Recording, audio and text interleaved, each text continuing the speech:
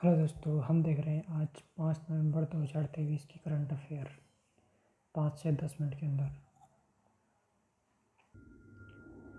तो हम देख रहे हैं इस वीक की करंट अफेयर जो आज तारीख है 5 नवंबर। तो ये अपडेट कर दी गई है शाम को 10:30 बजे तक की। तो मिजोरम में चुनाव चल रहे हैं इस टाइम। ये आप नवंबर मंथ की करंट अफेयर मान के चलो, ठीक है ना। तो यूपीएससी की बात करें तो चाहे कोई भी एग्ज़ाम की बात हो तो पिछले 6 महीने साल भर की करंट अफेयर आती है। तो अभी जो पढ़ रहे हैं वो है तो 5 नवंबर की, लेकिन आपको रिलेट होगी पूरे महीने में। तो इसमें पहली है मिजोरम में एक चरण और छत्तीसगढ़ में पहले चरण के विधानसभा चुनाव के लिए प्रचार समाप्त हो गया है।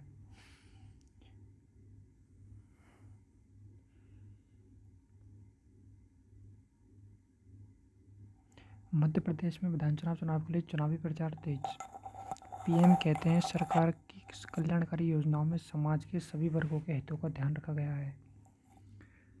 मध्य प्रदेश में 14 नवंबर को एक चरण में होने वाले विधानसभा चुनाव के लिए प्रचार जोरों पर है। वायु गुणवत्ता गंभीर श्रेणी में बनी रहने के कारण दिल्ली में ग्रैब का चरण 4 लागू किया गया है। राष्ट्रपति मुर्मू कहते हैं कि अब इसमें जो ध्यान रखने वाली बात है वो मैं लिख देता हूँ आपके सामने। एक तो मिजोरम में चुनाव, ठीक है, एक पॉइंट। मिजोरम और छत्तीसगढ़ में, है ना। इसके अलावा मध्य प्रदेश विधानसभा चुनाव तेज हो रहे हैं इस टाइम, है ना। वायु गुणवत्ता गंभीर श्रेणी में बनी रहने लगी दिल्ली में ग्रैब का चरण 4 लागू किया गया। Graded response action plan grab चरण 4 को तत्काल प्रभाव से दिल्ली में लागू कर दिया गया है। राष्ट्रपति मुर्मू कहते हैं कि वर्ल्ड फूड इंडिया भारत को कृषि और खाद्य वस्तुओं के सोर्सिंग हब के रूप में प्रदर्शित करने के लिए एक आदर्श मंच है। वर्ल्ड फूड इंडिया भारत को कृषि और खाद्य वस्तुओं के सोर्सिंग हब के रूप में प्रदर्शित करने के लिए आदर्श मंच है। आईसीसी विश्व कप भारत ने दक्षिण अफ्रीका को हराया। कोहली ने तेंदुलकर के सर्वाधिक वनडे शतकों की रिकॉर्ड की बराबरी की।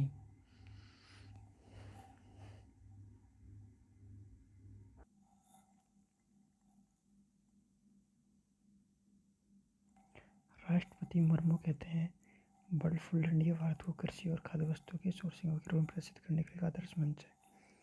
आईसीसी विश्व कप भारत, कोहली ने तेंदुलकर रिकॉर्ड की बराबरी कर लिया ना।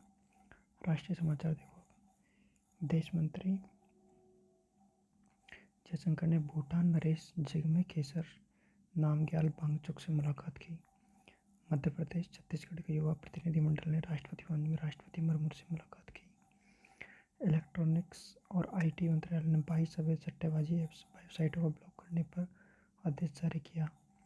उपराष्ट्रपति जनशताब्दी कौन कौन से 22 ऐप्स हैं देख लेते हैं एक बार।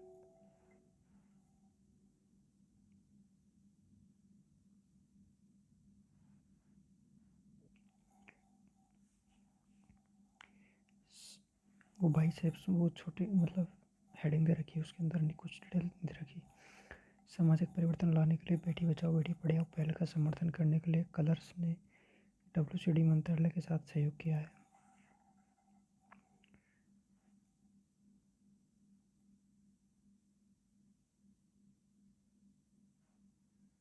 ये राज्यों के समाचार है। अमित शाह ने हाल ही में जाति आधारित सर्वेक्षण को लेकर बिहार के मुख्यमंत्री नीतीश कुमार की आलोचना की।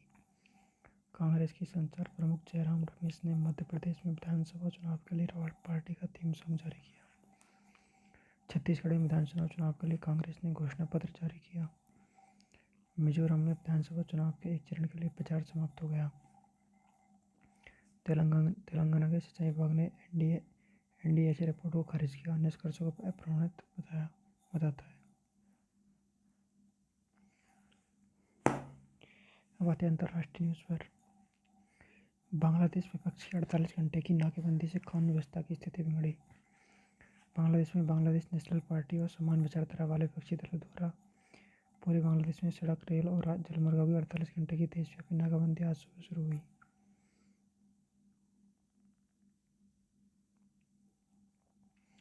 इजराइल रक्षा बलों का कहना है कि वह गाजा में नागरिकों को 4 घंटे के अंतराल में निकासी की अनुमति देगा। इजराइल रक्षा बल ने कहा है कि वह उत्तरी इलाकों में लोगों के लिए 4 घंटे की खिड़की खोलेगा। संयुक्त राज्य अमेरिका और चीन ने समुद्री मुद्दों और दक्षिणी चीन सागर पर बातचीत की।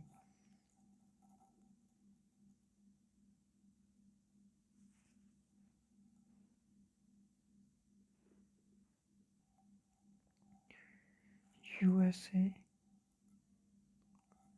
एंड चाइना ने दक्षिणी चीन सागर पर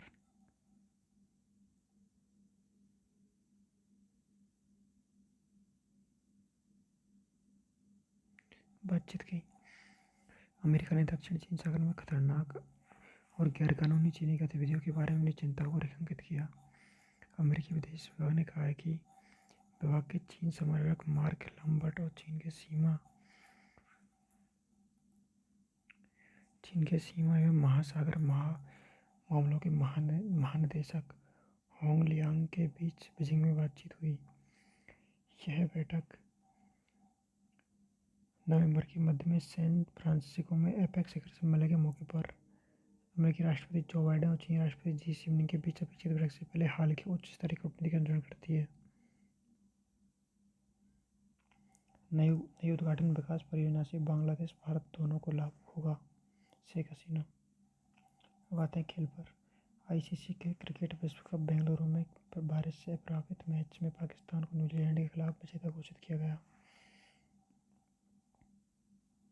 महिला हॉकी में भारत रांची में एशियाई चैंपियंस ट्रॉफी के सेमीफाइनल में पहुंच गया।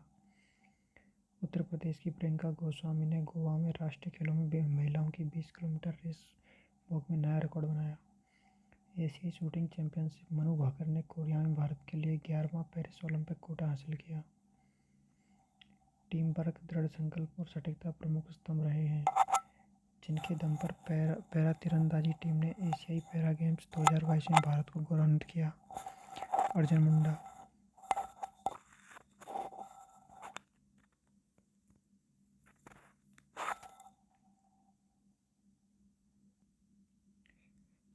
व्यापार। बेंचमार्क सूचकांकों में 2 सप्ताह से जारी गिरावट का सिलसिला टूटा। सकारात्मक वैश्विक बाजारों के बीच उतार चढ़ाव भरे सत्र में 1% की बढ़त के साथ समाप्त हुआ। कमजोर नौकरियों के आंकड़ों के बाद बॉन्ड यील्ड में भारी गिरावट के बीच अमेरिकी प्रमुख सूचकांकों में तेजी आई। तेल की कीमतें गिरी। आपूर्ति की चिंता के बीच 5% की साप्ताहिक हानि दर्ज की गई। सरकार ने एसबीआई को 6 से 20 नवंबर तक चुनावी बॉन्ड जारी करने और बढ़ाने के लिए अधिकृत किया है।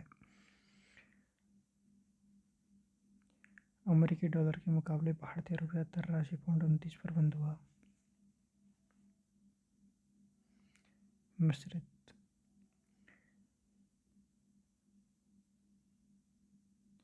आईएमडी ने अगले 3 दिनों के लिए दौरान केरल, तमिलनाडु, पुडुचेरी, कराईकल में भारी बारिश का अनुमान लगाया है।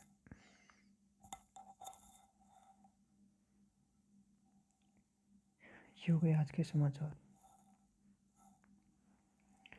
तो अभी हमने चैट जीपीटी से आपके लिए करंट अफेयर कहाँ से इम्पोर्टेंट होती है वो एक बार हम चेक किए थे।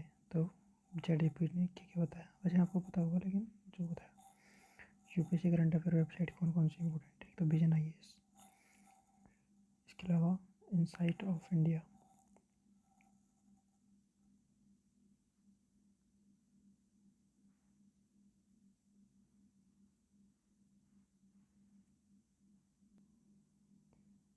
फिर दृष्टि आईएएस, फिर बाइजू आईएएस।